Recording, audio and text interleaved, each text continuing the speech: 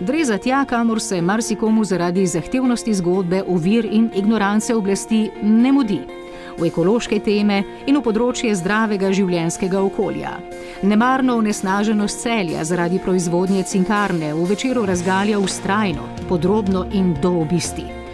Njene zgodbe se ne končajo v Ljubljani, ampak na sodišču Evropske unije v Luksemburgu, ki je Sloveniji naložilo takojšnjo sanacijo območja. Na vprašanja, ki terjajo temeljit premislek o prihodnosti človeštva, odgovarja natančno, vestno in poglobljeno. Rozmari Petek.